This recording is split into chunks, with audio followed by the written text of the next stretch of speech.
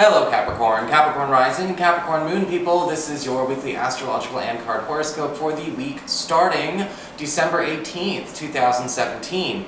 Yes, I'm trying to still figure out the echo situation. We've moved to another part of the office, moved to my little sitting area, which I'm still working on getting set up.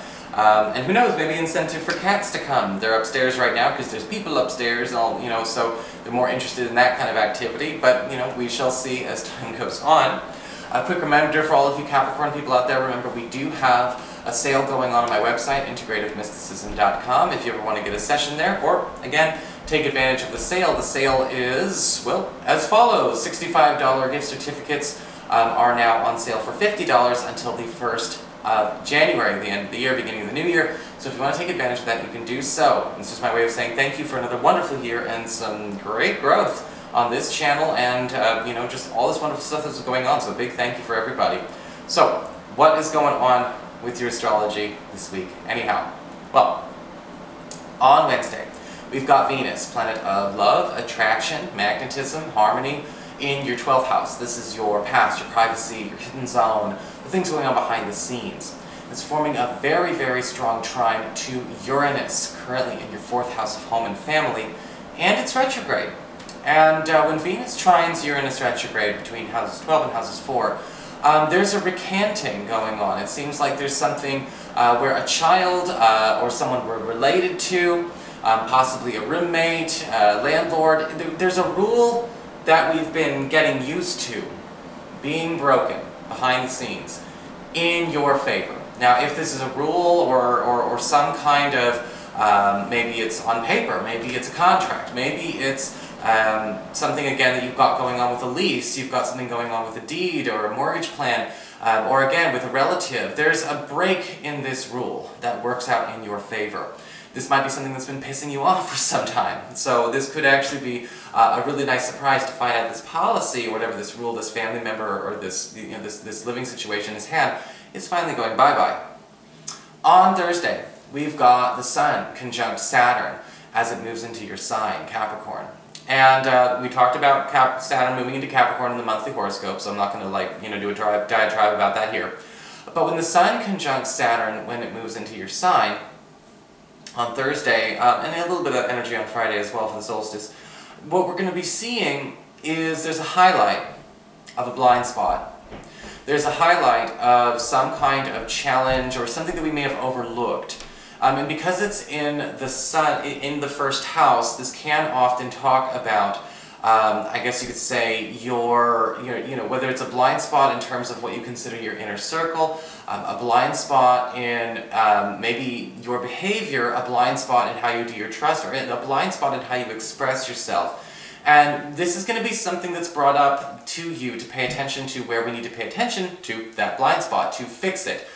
Sometimes it's too trusting, sometimes it's being too abrasive, sometimes it's being too generous, sometimes it's not being generous enough. Again, your mileage will vary.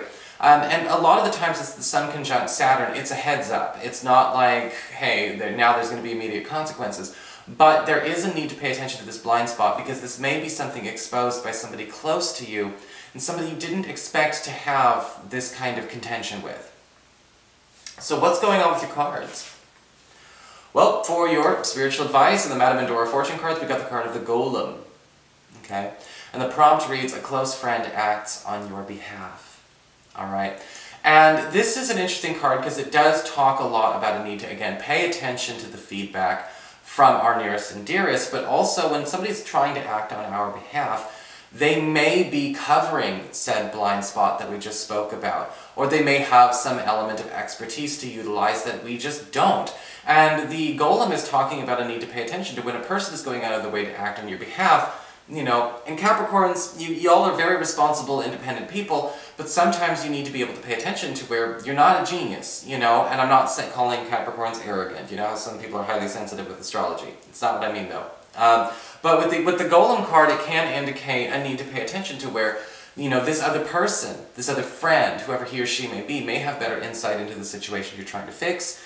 They may be the one who kind of calls us out a little bit with that Saturn conjunct the Sun at the end of the week. And it's not meant to be unfortunate, it's not meant to be negative. This may actually give you some insight on how to save something or how to make something even better.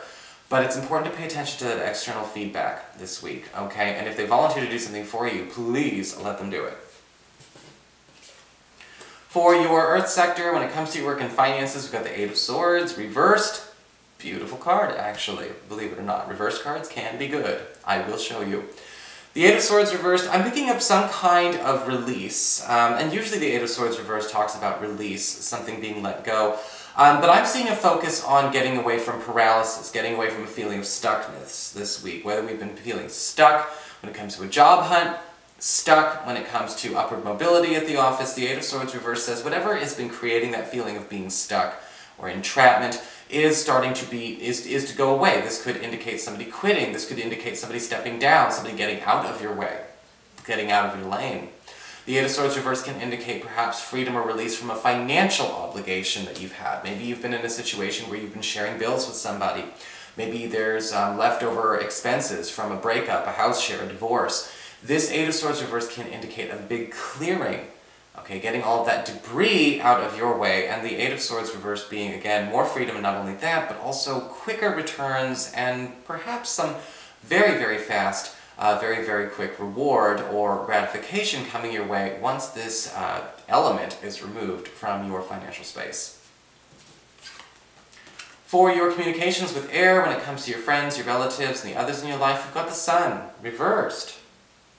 And there is going to have to be a sit-down, heart-to-heart, with a friend or a family member, and it does look like they're trying to patch things up with you, or create a stronger bond, or really kind of get inside your head, to kind of get to know more about you. With the Sun card reversed, it's kind of like it's an opportunity for closeness, but it's not as fun and immediately gratifying as it could be. Sometimes we have those heart-to-hearts, and they're kind of challenging, right? It's almost like we're playing the role of being shrink and therapist for one another, and we're really diving in psychologically. And the Sun card reverse is saying this week is going to bring you a lot closer to a friend or a relative that we used to be close to, but we have somehow gotten distanced from. And sometimes the Sun card reverse means it's because we've gone so long without one of these conversations. So be prepared, and this may actually be something that, again, gets you a right-hand man or right-hand woman back in your space. For your challenge this week with fire, we do the High Priestess reversed. Pay attention this week to when we might be having a bit of a flashback instead of, I guess you could say, intuition.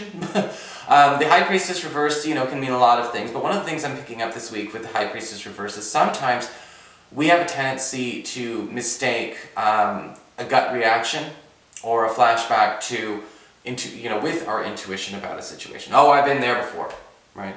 I've been there before, this is what happens, people like this always do this, and we all have our hang-ups about certain categories and things like that. And we're not going to talk about mine right now, but maybe you'll get that on my vlog channel one of these days. But the High Priestess reversed is indicating this week, we want to make sure that we're not allowing a flashback or, again, a gut reaction to be confused with intuition. Okay, because sometimes we think I'm getting an intuitive cue about this person or about this job or about this location, and it's really, maybe not. Maybe it just reminds you of something unpleasant, and it's not necessarily like a sign. And sometimes we can mistake things for signs with the High Priestess reverse. We've got a lot of good going on here. Why would we decide that because we're getting rid of a lot of problems, we're going to be reminded of problems, therefore we think we shouldn't bother getting rid of them in the first place? It's a confusing kind of energy. For your emotions with water and your romantic life, you do have the Fool card reversed. And this is a little bit different. There may be some issues going on with a crush or a partner this week, not necessarily being able to step outside of their bubble, their comfort zone, whatever bubble they've drawn around themselves, okay? Sometimes the Fool card reverse can indicate that a partner or a crush is kind of revealing a bit of a narrow mind. And a person doesn't have to be necessarily prejudiced to be narrow-minded. Sometimes a person is narrow-minded because they will not leave their safety bubble. Sometimes they will not leave their comfort zone. That makes them narrow-minded. Some people certainly can be. I mean, if you find out that somebody's like a racist or something this week, yeah, okay, that's some bull. But the Fool card reverse is talking a bit more about something probably a bit more forgivable than that. And with the Fool card reversed as far as the emotional stance is concerned, I kind of feel like this week we may have to look at this limitation for what it is in him or her and decide, okay, well, what exactly is going to be the appropriate way to handle this? Like, if it's a respectable limitation, like, okay, this is somebody has some PTSD around this thing, okay, that's one thing. But if it seems a bit over the top, or maybe it just seems a bit lazy, it might be a conversation we need to have, okay? So, another quick note for you Capricorns. Yes, all of these cards have been reversed. But I'm going to say 2 out of the 4 reversed cards are actually positive. And when it comes to reversed cards, this can give an insight to the reader, you know, as to what is subject to change, what is easier to change. Now, we always have free will. We can, you know, forewarned is forearmed. That's the point of getting horoscopes. But this can tell you what is easier for you to shift. And all of these being reversed, we can turn them all right side up if we want to. Okay?